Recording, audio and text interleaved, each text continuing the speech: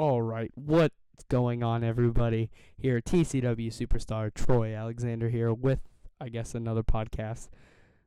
Yeah, my bad on that one. It's been, I think, besides tonight, I skipped a pay-per-view, which was the Raw one, and I apologize for that.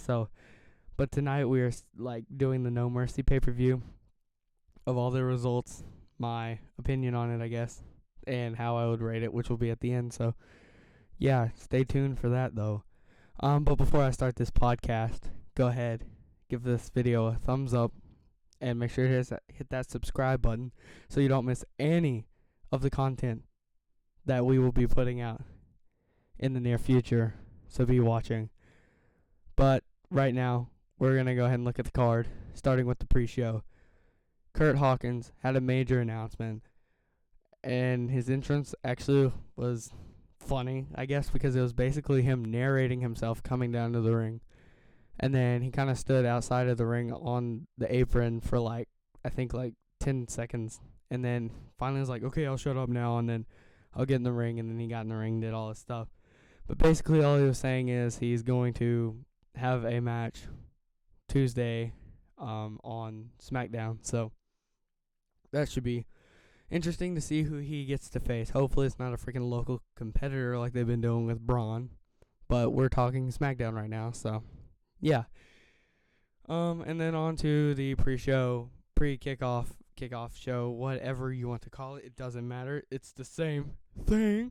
With the only match that was on it, which was American Alpha and the Hype Bros versus the Ascension and the Vaudevillains. Surprisingly, Chad Gable came back, and he's now healthy, I guess, because he was there. So, yeah. Pretty cool, because, American Alpha is, the greatest tag team in the world. No, I'm kidding. If Kurt Angle would come back to WWE and lead them, then that'd be awesome. But the Ascension also had kind of a new look. They had war paint. So it was I believe Connor had on... I get them two mixed up. But one of them had white and black on half their face, and the other kind of had a army type camo, but it was all white and black. So I guess they're going white and black now. But yeah, since that happened, basically it was an okay match. I'd rate it a 4 out of 10 because I don't know, there was kind of some miscues, but that's all right.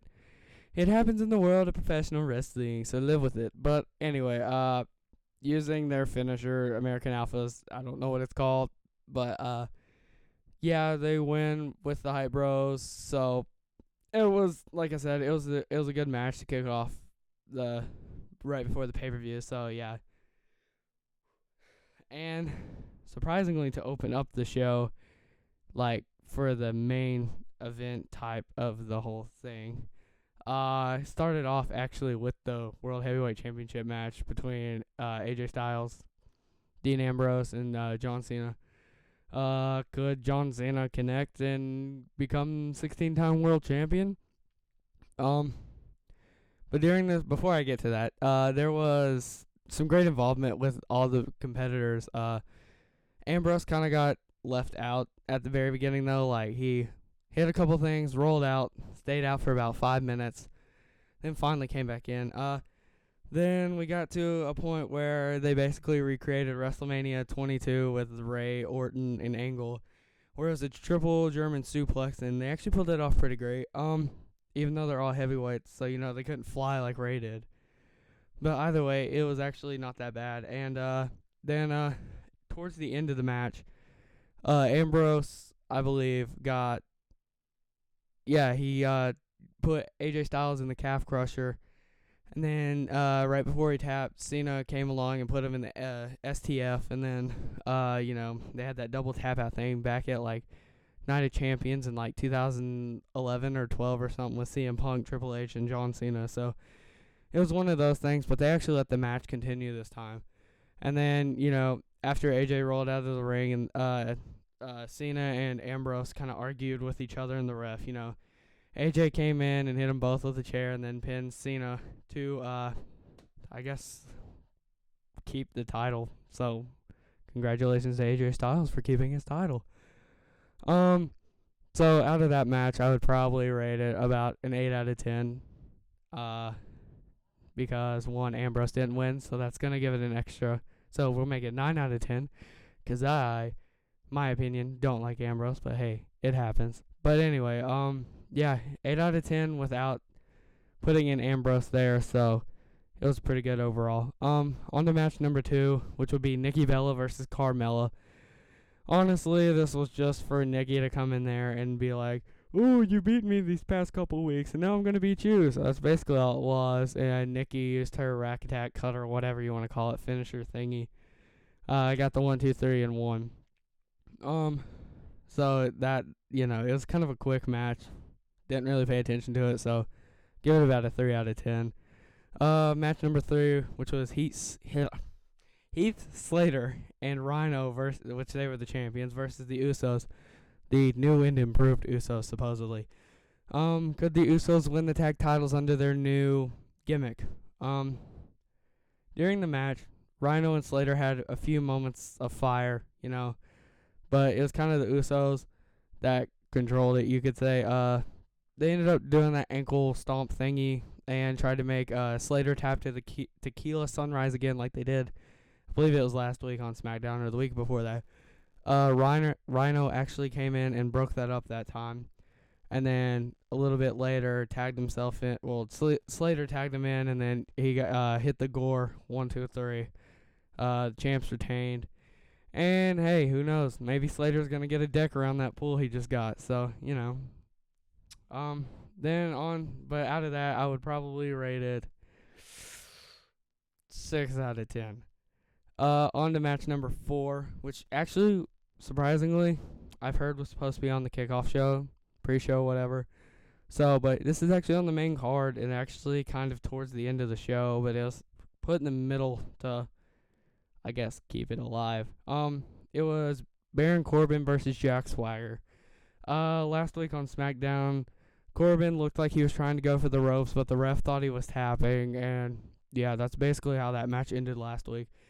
And they almost did it again, but, they kept going back at it, and then finally Swagger got Corbin in the ankle lock. But Corbin actually got to the ropes and pulled the apron. And then when the ref went to go get it and, put it back down, Corbin poked Swagger in the eye and then hit it end of days, and your winner was Baron Corbin. Out of that, it would have to be 11 out of 10 because Baron Corbin won. So, no, really, though, it'd probably be a 5 out of 10 because it was kind of there, I guess, so they could be like, "Ooh, yeah, this happened last week, so let's put this in here so you can wait for the next match and you can go get something to drink and come back and enjoy the next match," which happened to be the career versus title match, which I'll get to that in a second. But they actually did pretty good in the Baron Corbin versus Jack Swagger match. It was just, I don't know, them trying to make it look like they're going to pull it off again, but then Baron Corbin using his heel moves to, I guess, poke Swagger in the eye. So that was pretty cool.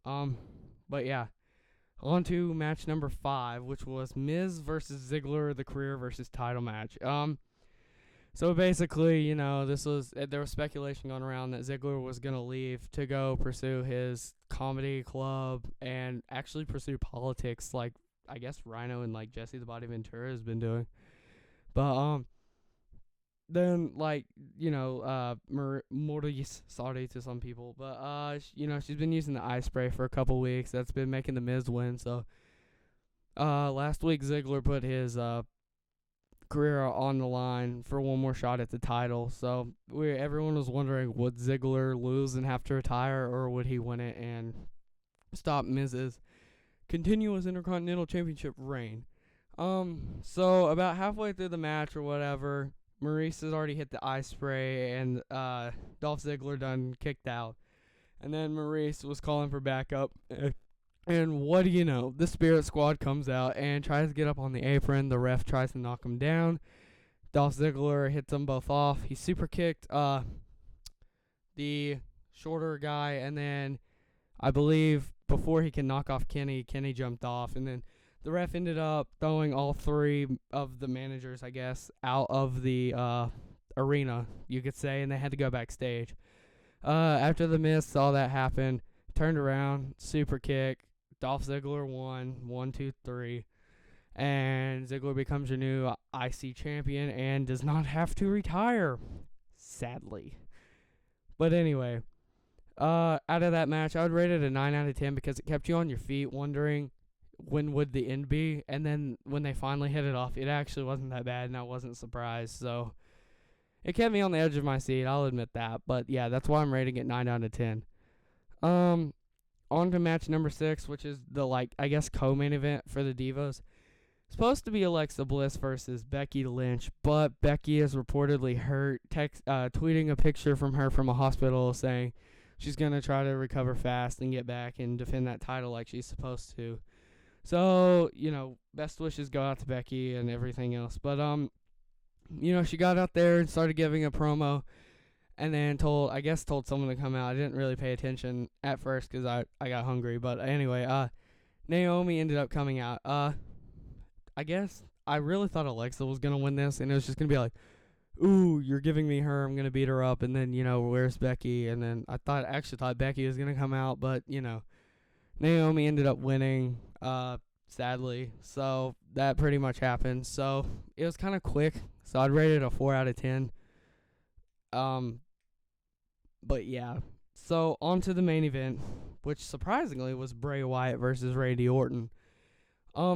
Coming into this match, Bray Wyatt, like people pointed out, hasn't really won a match in forever, especially with outside help or hurting someone before, the match started, like a backlash with Randy Orton where he attacked his leg even though Randy was actually hurt. But anyway, so yeah, it just kept going back and forth with each other.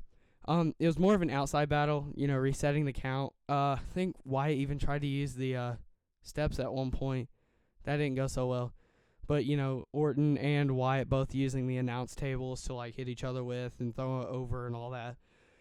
And then, they both, I don't know, they kind of one of them looked tired at the end. I don't really remember which one it is, but hey, it happens. But anyway, while the ending was going forth, they kept reversing, Sister Abigail, RKO, Sister Abigail's RKO, all that stuff.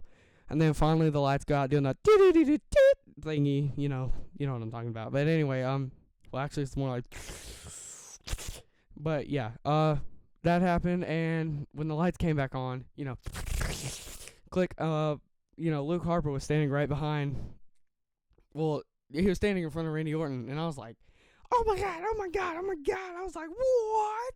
I was like, oh my god. I've been waiting on him to return forever, It's like, I like him. I don't know about anybody else, but, he's actually cool. And, but yeah, he didn't actually get involved. He just kind of stood there, looked at Randy, and then finally, Bray Wyatt got a win after hitting the Sister Abigail. And finally getting a win.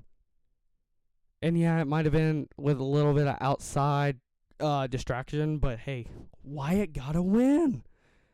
And I would rate that match 11 out of 10 because Wyatt got the win finally. But honestly, I would rate it at 11 out of 10 because they put on a great show going back and forth, being like, ooh, who's going to win? 1, 2, oh, false finish. They had I think 8 false finishes, which is not, pertainly what Macho Man and Ricky Steamboat had at WrestleMania, I think 3. But anyway, yeah, it was a good pay-per-view overall. So now on to my thoughts of the whole pay-per-view. Really surprised they put the World Heavyweight Championship match first. But, it kind of, if people were there to watch that, they probably left after, even though they probably didn't. But I mean, hey, if you're there to watch it and you leave after, I wouldn't blame you because that was also honestly a good match. But coming from the pre-show all the way to the main event, it was good overall, especially with Kurt Hawkins and Baron Corbin, Swagger, and Miz and Ziggler, which honestly they stole the night, and Luke Harper, of course. But the whole pay-per-view, I would give an 8 out of 10, judging by me looking at how good they called spots and everything and how many mess-ups there were. There really wasn't that many tonight. And I'm really surprised by that. But, hey, they're getting better again, trying new things as they go. So, yeah. That'll do it for this podcast, guys. Thank you for listening. And don't forget to hit that like button and press that subscribe button so you don't miss any podcasts, matches, or events throughout the TCW universe. I want to thank you guys again. My name is Troy Alexander, TCW Superstar, and I'll see you guys on the next one.